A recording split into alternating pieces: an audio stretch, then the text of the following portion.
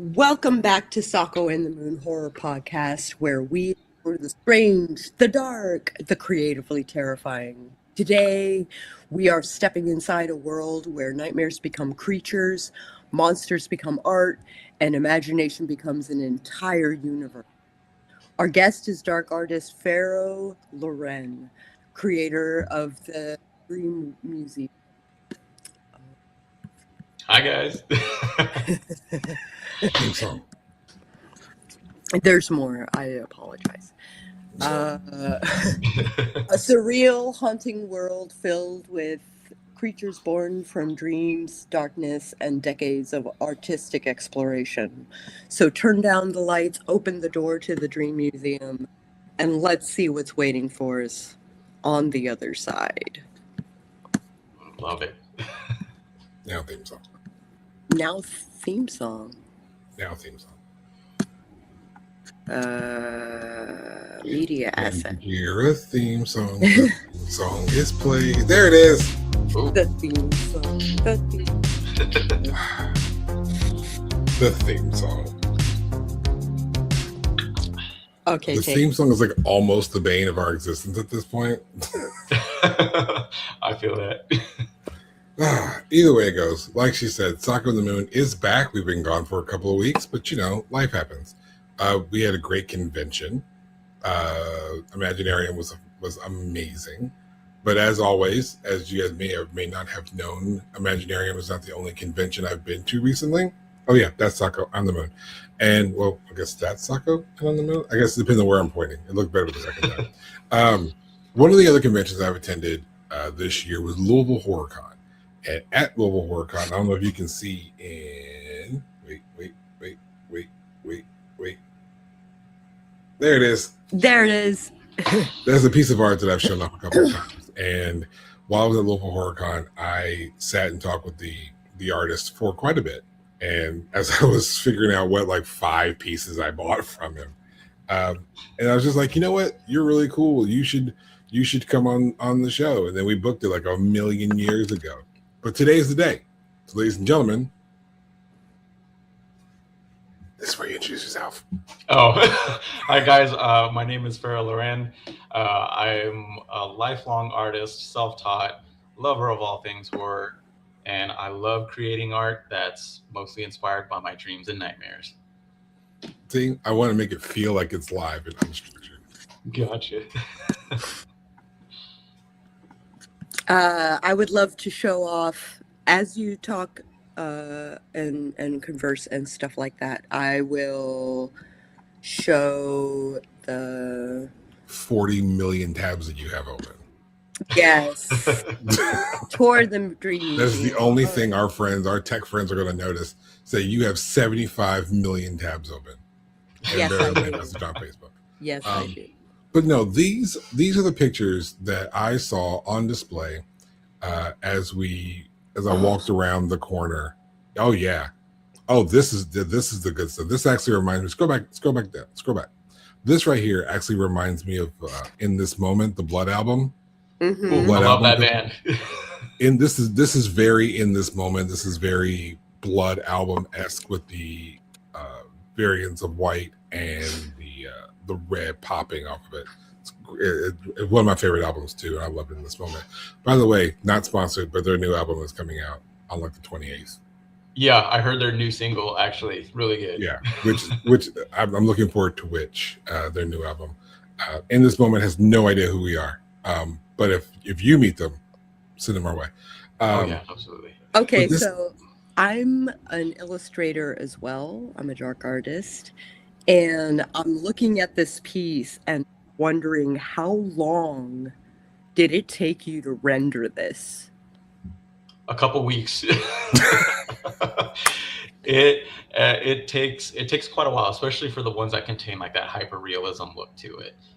Yeah, yeah. I'm noticing all the detail that you put in the cracks and in the vein, in the lines, and I'm just like flabbergasted. Thank you, So thank you. at the booth, you actually do have a video, and you were talking about putting a projector up that was going to show you kind of a speed run of you putting these pieces together. Yes. One of the reasons why you did that, what you spoke with me, was the the two letters that are the bane of every creative's existence right now, the letters A along the line of the letter I. I'm sure that there's someone who's just screaming AI when they look at your art, because it is so fucking good. Yeah. So let's just start the show off by talking about it. You are not. We're just going to be just very, very blunt about it. You do not use AI in any way in your art. No, sir, I do not. So that in mind, everyone wants to know, like, how do you get this level of realism, of detail? Let's talk about that process. Yeah, so as I stated a little bit earlier, I've been creating art since I was about 8 years old, self-taught. This was something I did just all the time. Um, Over the years, I just evolved. I, looked at other artists' art, um, see how I could implement that into my art, see how they handle the shading, see how they handle the lighting. Over the years, it was just something that I just challenged myself on. So every time I created a piece, I was like, okay, on the next one, how am I going to do better? How am I going to top this one? How am I going to add that little extra level of realism to it? On top of that, I also, before I decided to become a professional artist, I was actually looking at becoming a surgeon. So I actually did a lot of studying on human anatomy. And, that kind of obviously played a part in the anatomy I can kind of create through my art. So again, it is a lot just very self-taught. It obviously requires a lot of patience, which I actually do have a lot of patience. And, just taking your time, adding more and more to your art, and just, I guess, essentially just going with that flow. I know a lot of it, people obviously like, oh, it's got to be AI. And it's like, well, some people just actually practiced their whole lives and just got to the level that I got to. Mm-hmm. It's like amazing what happens when people actually, try. Yeah. So how do you, because like I said, you're going to conventions, you're going to places live and in person with your art literally on display. And I'm sure that there's a commonality, a common person who doesn't see this kind of art on the regular. My co-host is an artist, so I see this kind of art regularly. Yeah. You should see her tarot cards, by the way. Throw that out. Oh, I'd love to. You should.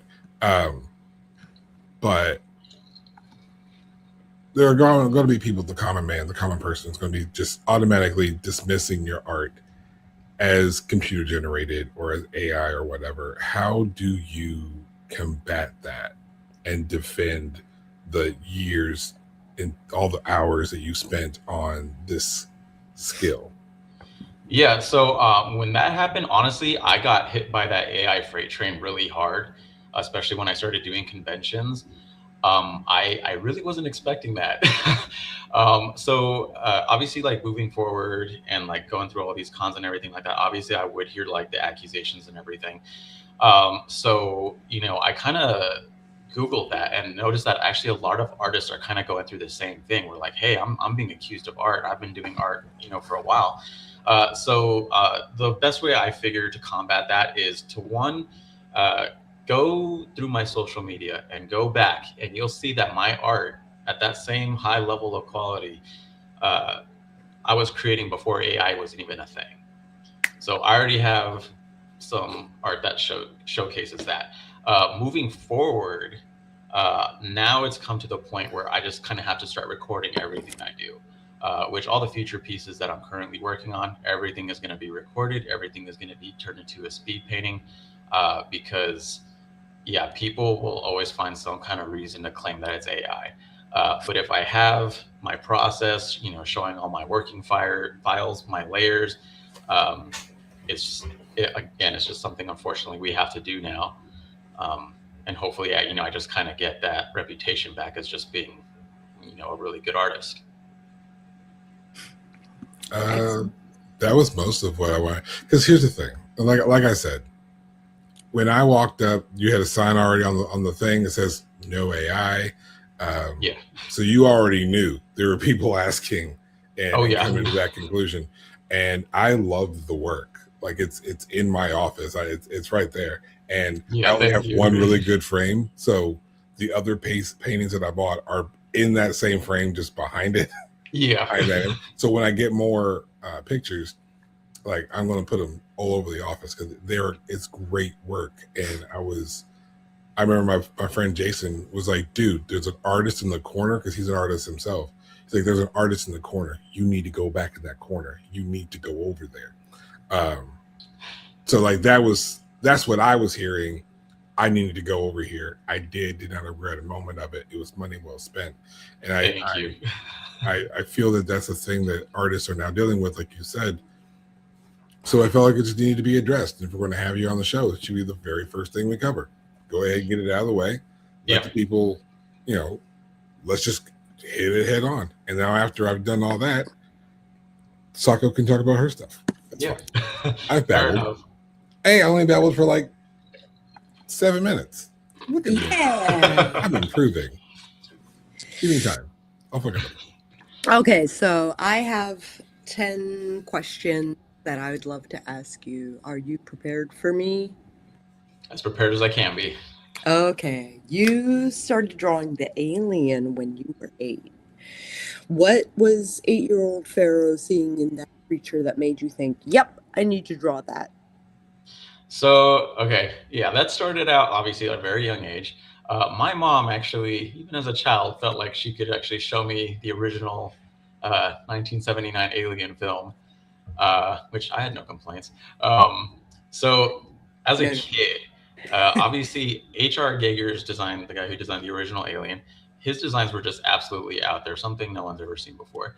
So when I saw that creature, come on screen and everything, it was just like, it just took me aback. I was just like, I've never seen anything like this. That's 1, horrifying, 2, just absolutely weird, and 3, something just beautiful at the same time.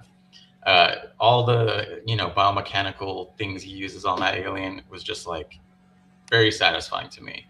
And so naturally, as a kid who was like just starting out drawing, I was like, I have to draw that thing. So it just has like kind of like all those elements that just really appeal to me. So with H.R. Giger as one of your earliest inspirations, what do you think makes a monster genuinely unforgettable? So that actually kind of falls back to what I had said to the prior question. It is something that most people have never seen before. Also, another thing that I loved that film did was that they actually hardly showed the alien. The alien didn't actually get that much screen time. And I think that unknown aspect just made it that much more unforgettable. It kind of forced your mind to kind of race, like, what does this thing actually like look like? That, and like I said, just a very unique original design, something that nobody has ever seen before. I love that he just kind of like took something, ran with it, and was just like, yeah, I know no one's ever seen this. Let's turn it into a monster. So yeah, and not only that, just from an artistic standpoint too, just the silhouette of that creature is just amazing, and it's very easily recognizable even to this day. So I think all those elements combined make an amazing monster.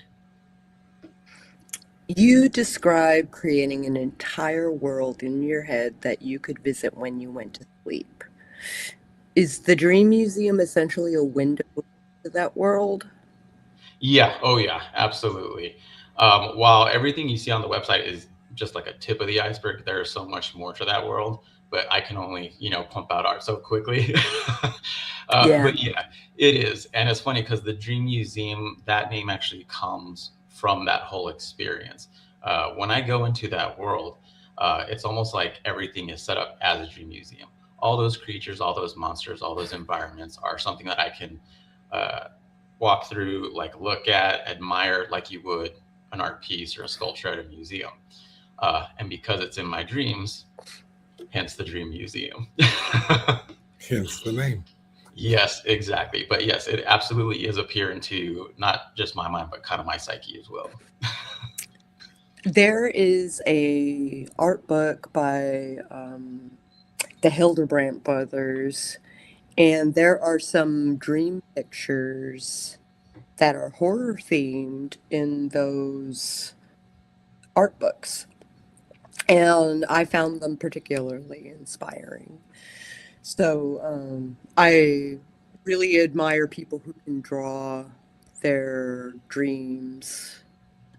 I did so in like middle school because I had night terrors. But I might go back and redraw some of that stuff. I don't know. Yeah, yeah, no, I think that's a fantastic idea. Again, I think dreams are very honest about who we are. That Mhm. comes straight from the subconscious. Do I have I am sometimes a planner, sometimes a pantser, but do your creatures arrive with personalities and stories already attached to them, or do you discover while you're drawing them? No, so actually, they're like I guess kind of manifested from the subconscious. They don't necessarily come with personalities; they more so come with emotions attached to them, Mm, because they are manifested from I guess the emotions that I'm currently going through in that moment. So yeah, not personalities per se, but like I said, more emotions. So like when I'm kind of like around it or I'm interacting with it, it's more so I'm feeling an emotion coming from it. So would you say that the story surrounding the characters are just chapters in yours? Yeah, that's like a really good way to put it actually. Yes. And it's funny because I can look at one and like trace it all the way back from like years ago and be like, oh, this is what I was feeling in that moment. wow. And sometimes it's positive and sometimes it's negative. Yeah, yeah. But Sometimes it all is the times fun. it's real. But yep, exactly. All the times it's real. Absolutely.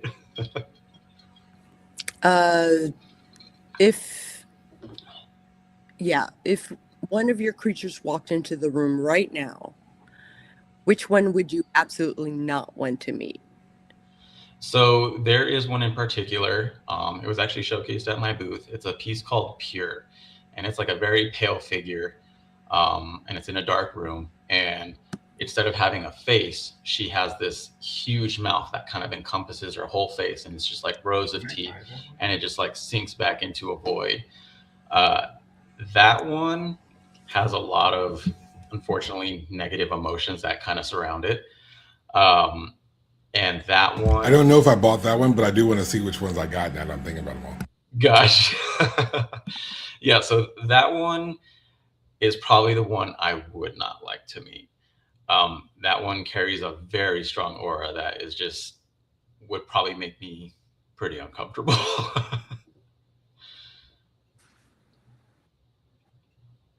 I realized I couldn't hear the show, so I figured I'd at least grab all my stuff. I love this piece. I was just trying to think of which. This is a better image of the one that I had, minus the screen reflecting in the glass. Yeah. That looks really good framed, by the way. Right? I forgot where he got it, but it's a pop out. Yeah, no, it looks really good. It's a pop out frame. I'm trying to find more of these because I want the rest of it up on the wall.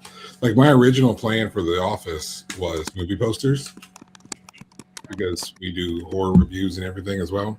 And I love horror movies and I write horror Oh yeah. screenplays. And so I was just like, I want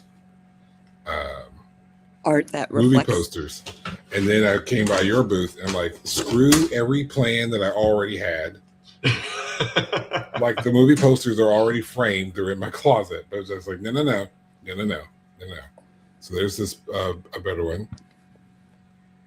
And if I show them, if there's something you want to say about them, feel free. Just I'll pause. Yeah, no, that one obviously heavily inspired by H.R. Giger himself. That one took me a really long time to do, as you can see, just from all the details. Mhm. And again, you have like these legs coming out of her mouth, which are also kind of Giger-esque. It almost looks like as an illustrator, like it looks like a fidget, like weeks and weeks of fidget. Oh yeah. It yeah. It takes quite some time. Just looking at that background, like Yeah. just look Okay. like. I had 3 pieces. That's what I had. I had 3 pieces. Yep. Oh, Demon that's S. beautiful. Is there anything you want to share about this one? Love that one. Oh yeah, no, that one was just like I just wanted to create like a really beautiful demon, hollowed out eyes.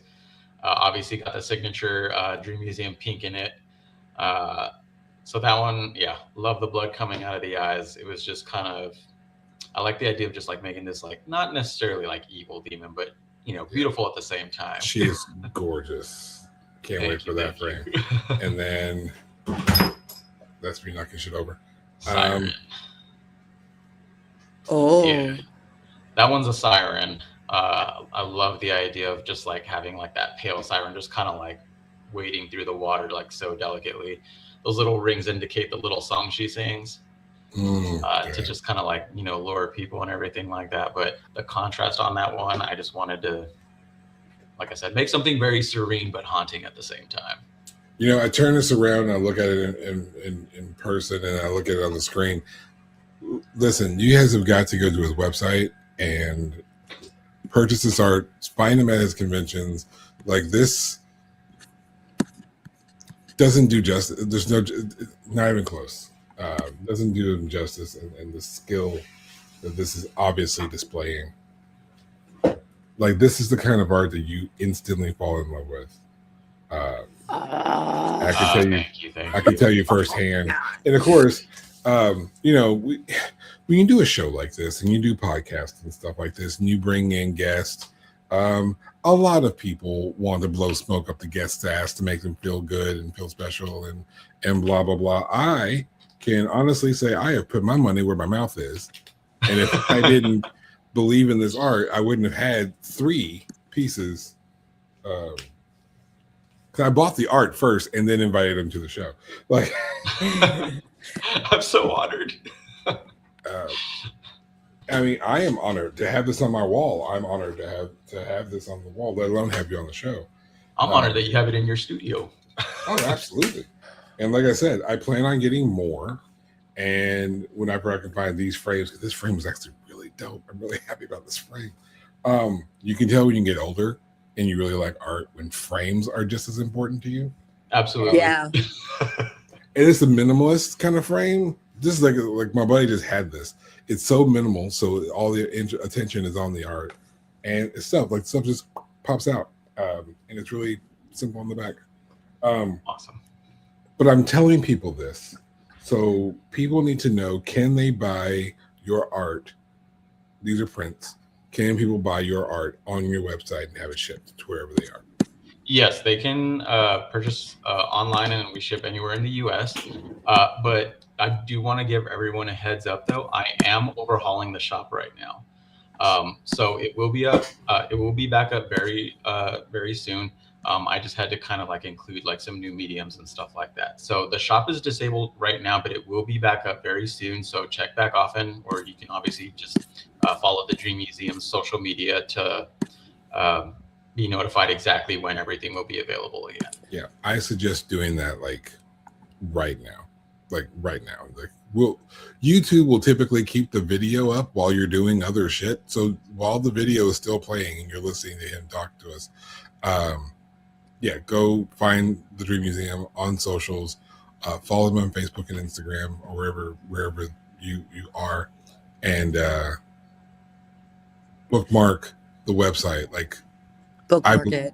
Like, clearly we're not just blowing smoke up your ass. Like, we don't do that at Sako on the Moon. We put our money where our mouth is. Full price, by the way. Seriously, because nowadays we're in the age of like sponsors and such, and it's like, well, hey, I'll send you something free if you say something nice about it. Fuck that shit. We don't do that shit here. We believe in our shit, and we pay for it because the art is worthy of it. Well, thank you again for that. I appreciate that. I appreciate that. I will be getting more art, and there will be more art in this room because that is just, it's One of gorgeous. these days, I'm going to get you that moon card. Thank you. I almost ordered it from. I almost just took the thing and printed it myself. I felt weird about it, which is why I didn't. Her tarot deck, obviously with a nickname like Moon, and her doing a custom tarot deck. I wanted to know what the moon card looked like. It's gorgeous. Ooh, The Light Beaters Tarot. Yeah. So I wanted to get framed. I thought about having frames of moon tarot card art to have around and have it framed to put up periodically. That's going to be awesome. Right? And when I saw hers, I just loved it. And so I plan on getting that done. Very cool. Probably standard poster size. You know what fits. 24 by 36? Or if the formatting works, yeah.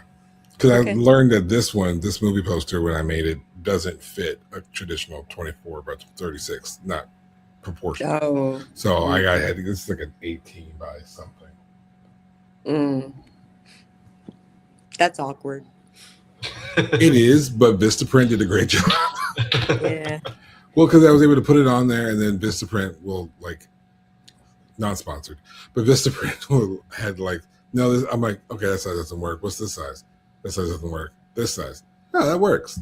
Give me that poster. All right, cool. Good. Like a 13 by 19. Something like that. This is. Did you have to trim it any? No, the goal was to find where I didn't have to trim it at all. I wanted the full image. I figured if I was going to trim it, I would have trimmed it when I made it. But this is an 18 by something or other. I can't remember what the dimensions are, but it's an 18 by something or other. None of the point. None of this is the point. See? Thank you very much. That's what this show is for. That's what this show is for. When we find artists that we believe in, when we find authors that we believe in, we just want to expose them to the world and do our little part. Thank you, guys. I appreciate that. It's fantastic. Also, your logo is fucking dope. Do you know how happy I was when I was able to put that logo on a graphic? Oh, yeah, no. It's fucking dope. It's so simple. It's so great. I don't even remember what question we were on, Sako. You've spent more than 20 years developing this visual language. Do you still recognize the whimsy that the 8-year-old who first drew the alien in the artist you are now? Oh, yeah, absolutely. Everything kind of goes back to that, actually. So when I'm creating something, I'm also kind of doing, like I said before, creating something that no one's ever really seen before. That actually even stems from when I first started drawing as a kid. As a kid, I was always thinking the same thing. Well, you know what? I'm going to paint something that no one's ever seen before. So everything I create always reverts back to that. And it always has that same mindset behind it. I'm always going to be like, I got to try to create something no one's ever seen before. So yeah, that still is like a very reoccurring thing and a reoccurring theme. And I'm sure it will be till, the day I go. Your work makes darkness look beautiful. Why do you think we're so attracted to beautiful things that also disturb us? Yeah, so that's an interesting question. So I know before the case was always kind of like when somebody sees something dark or macabre, they're always like, oh, that's evil, that's or something like that. But I feel like kind of that gears kind of shifted, like you said, to where people are kind of more drawn to that. So I love the idea, kind of of my philosophy being there is a lot of beauty to be found in the darkness, because not everything that looks horror is supposed to be evil or messed up or something like that. I think that people kind of gravitate towards that more now because it resonates with them more now. I think they're more open to the idea of darker art because it does resonate. Everyone's kind of going through something or has gone through something, like a dark time in their life. And I think people kind of will see that in a specific piece. At these cons, I've had people come up and just stare at one like for minutes and just be like, I don't know why, but this resonates with me. And like, I'll kind of tell them the story behind it. And they're like, that's exactly what I went through. So I think they're kind of just like drawn to that aspect of it, which I really love, because then I just get to bond with these people as well while we're discussing that. And, you know, we kind of like go back and forth, and it's a really awesome experience. And I think It sounds like therapy hour, but yeah, honestly, it's finding people who you can commiserate with, finding art that you can commiserate with. And the goal regarding art for me is to get an emotional reaction out of it. yes, Yeah, I absolutely. can totally agree. I kind of correlate it with hearing your own voice out, like recorded. Like when we talk, if we're talking in a room by ourselves, we hear our voice. This is how we've known our voice to sound. The moment we hear it played back on a podcast or recorded for a school project, it sounds so alien to us. But that sound is what everyone has always heard when we spoke. And somehow I see like art in general as sort of like that visual representation of the commonality, like that common circle where these two things Venn diagram. And I can see it and recognize my voice. You can see it and recognize my voice, even though those two voices are the exact same voice, but are perceived differently. So like what I went through, what you went through, obviously was not the exact same, but in this art representation, we can see the commonality in there, that centerpiece of the Venn diagram, and we can both recognize, this is the visual representation of the struggle. Right. We understand each other on now a level that I don't think words were designed to Convey? deeper than convey. But I guess that kind of makes the point I'm trying to make. Like sometimes there are bonds and connections that are made that words can't bond with. They can't touch. Or my brain, like I'm having a stroke or something, and I can't figure that out. But yeah, that's kind of the point. And I think that's what happens when people see certain art pieces that just lock them in. There were quite a few, but I didn't have that kind of money. Honestly, with enough cash, I'd have bought everything you had. Oh man. Like I would have, because like the art is, I mean, you saw the pieces, ladies and gentlemen. You see the pieces. And there, you know, Sako showed the site. I mean, the art there touches a space, right? That I think that's where you drew it from. And I think other people are like, oh, that place does exist in my head, but for whatever reason, I wasn't allowed to venture that far. Conventions don't, like societal conventions don't allow us to always venture into those parts of our minds that we are forbidden from, or it's too dark or inappropriate or whatever. Which is why I like how raw your art actually is. That's just something that I appreciate on both an artistic point of view and a sort of a psychological point of view, because it does touch something in that, recess of the mind. Yeah, thank you. Yeah, that means a lot. You saying that, I love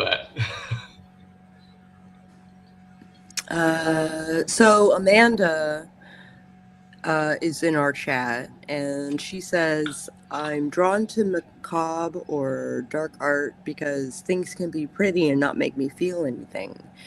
Something dark, like some of your work I've been scrolling through while listening, it makes you feel the emotions behind the art forms, an attachment with the imagery and your own experiences. Thank you for saying that, Amanda. Again, like Sako said in the question, it's a visual language. It's words were not designed to do this. So that's why sometimes I'm sure there have been pieces that you've made that you couldn't talk about, not because they were too personal, but just because there weren't words. the words Right. didn't exist. Sometimes you just kind of have to experience it. Or I feel maybe there's an emotion you couldn't convey, and so you had to draw it. Recognizing this as a visual language, which I think is a perfect way of saying that, Sako. Yes. I think that is what really hits, because sometimes, same thing with music, there are sounds that just resonate, an artist's voice or a musical genre that just hits you a certain way, and there's no way to explain it. It just is. And I think that when people are starting to realize that not everything in the world is so cut and dry, so black and white, so red and blue, or whatever, that there are multiple shades and there are plenty of colors on the palette. We can move through life a lot easier and probably a lot more clear if we're listening with other than just our ears. All right. Well said. Thank you. Well said. Do you think your dream monsters are more honest than people? Oh yeah, absolutely. Because they kind of stem from a subconscious state.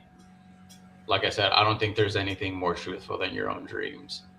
I've always kind of thought, like, if you were to kind of go to therapy and tell your therapist your dreams truthfully, I feel like you could uncover a lot more, because again, I think that's very much the truth about who you are. Anyone can kind of say anything, really, but yeah, I think these monsters carry themselves as they are, carry that emotion with them, and like, again, that's something I would firmly believe. You want to make the Dream Museum film, which we saw on the website, television and video games. What happens when the creatures you've controlled on a canvas suddenly have to move, speak, and exist in a world? So I've only seen these things in a dream state, which is very different from reality. So when I see that come to fruition, it's going to be honestly just like amazing to me, because they do have certain ways they move. They have certain ways they sound, certain ways they act, little mannerisms, things like that. So to see it come to any kind of entertainment media, whether it's like a video game, TV show, or movie, it's just going to be like such an amazing thing to see for me. Obviously, I don't have the skill to do that, but hopefully when I do get to see that, to me, it's just going to be surreal, exciting. I'm just going to be like overwhelmed to actually see that thing, like, walking across the screen or something like that, or lurking in a corner. So more excited than anything. I would be thrilled to see that. I look forward to seeing your art in motion as well. Thank you. One last question. If you could open a door and physically step into that dream world that exists inside your head, the place where all these creatures are born, what do you think would be waiting for you on the other side? Probably the most twisted family reunion you've ever seen. I think everything would be gathered on the other side. Like, to me, it's kind of like these creatures and monsters, everything are kind of like, in a weird way, my children, because I created them. They're extensions of me, extensions of my emotions and things like that. It would be, like I said, I guess just kind of like this very weird family reunion where it'd be like, oh my God, let's meet the creator. It would be a little overwhelming for me just because of all the emotions attached to every one of those things. Oh, But sure. That's how I envision it. You would need therapy afterward. Like A little, maybe. Don't most people need therapy after a family reunion? Like, Most. The dysfunction is real. the dysfunction is real. that's a t-shirt. So I have 5 rapid fire questions that I'd love to surprise you with. Um, the first thing that pops to your head, just spit it out, and we'll just like word right through it. I'll try. Yeah, she likes to Okay. throw this on people. All right. Favorite monster? Favorite monster, like from horror movies, or Sure. It's got to be the alien. It was already in the question. The xenomorph. Nightmare or dream? Oh, favorite dream and nightmare. Ooh, that's a tough. Oh man. Let's circle back to that one. Geiger or Lovecraft? Oh, Geiger. Most unsettling thing you've ever drawn? Most unsettling thing I've ever drawn. There's this art piece called Fury. It's obviously inspired by H.R. Giger, but it's a little graphic and a little twisted. That one, probably for sure. If you're scrolling through the website right now, look for the one titled Fury, and you'll know what I'm talking about. And if one of your creatures could come to life tonight, which one would you choose? Ooh, there's this one. It's like almost like a, what do they call those, like really massive creatures? Like a Leviathan. That's the one. Absolutely huge. I would love to see that one come to fruition, just because of just like its sheer size. But it's also obviously very like beautiful at the same time. I would love to see that come to life. That cosmic horror. It does have a very cosmic aspect to it, but I'd love to see that one come into the real world. Very cool. We like to ask our guests to recommend a horror movie for us to review. What hidden gem should our audience watch tonight? So my girlfriend and I recently watched this one called Undertone on Netflix, and it's funnily centers around a podcast. I am familiar with. I haven't seen it yet. I've actually been waiting to watch Undertone. Oh yeah. Because I've heard the sound design is really good. The sound is, yes. I want to watch it in my office with my headphones because I want the experience of whatever the sound design is designed for. Yeah, honestly, I think it's a really good movie, really well done, amazing sound design, and it does a really good job of keeping you uneasy throughout almost the whole thing. Yeah, it's brand new. Like it's 2025. Yeah. Yeah, listen to your own. Yeah, I recommend that one. Excellent. We will be reviewing it, I don't know, Thursday. Thursday. And of course, you're welcome to come back to help us review the movie.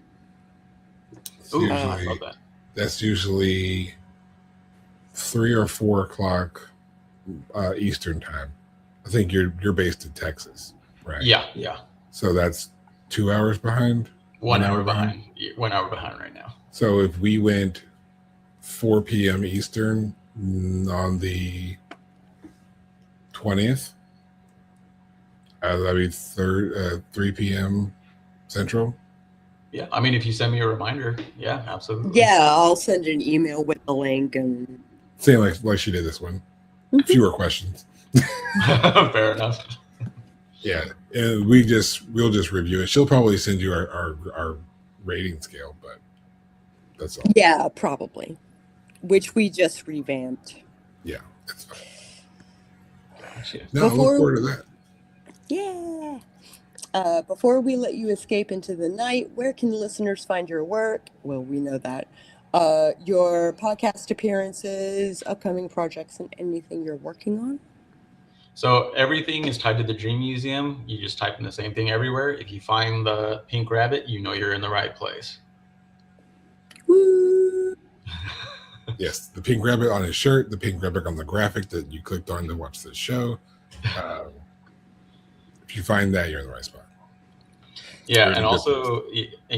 also, follow us too. Like I said, I'm revamping the whole shop. I'm actually going to be dropping a really awesome apparel line as well as merchandise and everything like Oh that. yeah, I was waiting for That's that shit. exciting. Yeah, I was waiting for that shit because I need that pink rabbit I on need a everything. hoodie. yeah. You So know, I'm I going to need be, because I'm yeah. looking at the hat. I'm like, I don't know what the hat says, but I want it. I need the pink rabbit on the hat. I need it on a shirt. I need it on a hoodie. Actually, the pink rabbit on a hoodie. I need the hoodie. Yeah, I need a yeah. I need hoodie. the pink rabbit on a black hoodie. Yeah. So yeah, keep an eye out for that. It's going to be like a lot of stuff no one's ever seen before either. I'm hoping to wrap that up in the next week or so. But like I Oh, said, that's exciting. Oh, yeah. So give us a follow. mm. Like the merch is going to be really awesome. Yeah. And yeah, I mean, if any game devs, filmmakers are looking for their next monster creature, be happy to help. Plethora. Speaking of which, just I know we're essentially at the end of the show, but I think it's only fair to ask this question. We see the art that you produce for yourself at the apparel line you said you have coming out. Is there anything that you do like other than the art or the apparel? Is there any, there are other tabs on your website. There's a Oh, book tab on your website. Do you do commissions? Is there anything like that that you also do or have or anything like that? yeah, absolutely. If it's art related, I do it. There is a book section where I've done book covers. There's another section called art direction where I've designed video game characters. Actually, some of those are for my own video game that I was developing a while back. So yeah, anything art related, I've done album covers for music, custom posters. So yeah, I actually do a lot of custom commissions. Anything you can think of, I can create it. Because our show is generally driven towards the creative that has to, that doesn't have the big machine behind them, where the Yeah. person doing the thing has to be the wearer of hats and the doer of things. That's where the text come from. Yeah. And like we drive to the independent. A lot of people, we kind of started this with talking about AI, and I guess we can kind of close it in that same vein. A lot of people turn to AI for posters and book covers and album covers and things like that they may not otherwise either be able to afford on their own or just don't know a person who can do it. So if that's something that you do, I obviously want to tell the other authors out there who need someone to do book covers, other musicians out there who need someone to do album covers. If that's something like our price is negotiable. Like I don't know how your pricing works. Like can you, without necessarily talking about your prices, can you talk about your pricing? Yeah, I mean, pricing is pretty straightforward. It really just depends on how long it takes me, or level of detail, things like that. If it's like really elaborate, if it's really simple, but that's something I do definitely negotiate with whoever I'm working with. So I'll kind of ask them like in as much detail as you can. Tell me what you're looking for, and I'll give you a quote. And because I am independent and because I love supporting other creatives, I'm not going to be one of those people that charges an arm and a leg for it just because I'm a passionate person myself and I recognize another passionate person. So, I kind of want to like help each other out kind of thing. Yeah. So yeah. And obviously as a creative, I have respect for other creatives and, I love like I said, love the idea of just helping them out. See, that's why I wanted to bring it up, man, because I knew you were good peoples. But like that's what we ultimately want to do, because just as quick and easy as you can sit there and type in all this detailed ideas into a prompt and give it to some other corporation to train things on, you could just send that in an email to an actual artist. Yeah. Yeah, you can. And then you can, the artist will, not only can the artist fine tune things as they're working on it, but they can, I mean, it's their stamp on it too. They're putting their work out as long as you're putting your work out. You now have a collaboration. You now have a partner in this process. Collaboration is the key to everything that we do as independent creatives. Yeah, exactly. And I do love that. And I do love that there are still people out there who are, looking for artists instead of like AI, like, hey, no, I was like, I actually want an artist. I want to be able to showcase, the work of an artist and everything like that. So I do love that there are still people out there that are still doing that and kind of like fighting back at it. Yeah. like the mannequin that's suddenly visible in the corner. I don't know if it's been there the whole show. Yeah, actually, it got sunnier here, so now you can see it. But that's a mannequin I painted. Her name's Bo, and yeah, she looks a little creepy in the dark. Oh, I bet. Yeah. But I'm just like, I know that it's not been there the entire time. No. It was dark in that room, but now the sunshine's coming through, so now she's visible. She's not for sale. Well, shit. Well, I'm gonna put my credit card away. All right. All right. I think that's actually all I had. I think that's it. Okay. And that's where we'll close the door on the Dream Museum for now. Huge thanks to Pharaoh Loren for taking us into the strange, the beautiful, the unsettling world behind the art, and for reminding us that sometimes things that haunt our imagination can become the things that inspire us most. Be sure to follow Pharaoh and explore the Dream Museum for yourself. Thank you for listening to Sako and the Moon Horror Podcast, where we explore the strange, the dark, the creatively terrifying, and remember, stay bold, stir fear, and keep the shadows near. Very near. Oh, theme song for that. Theme song. Yeah.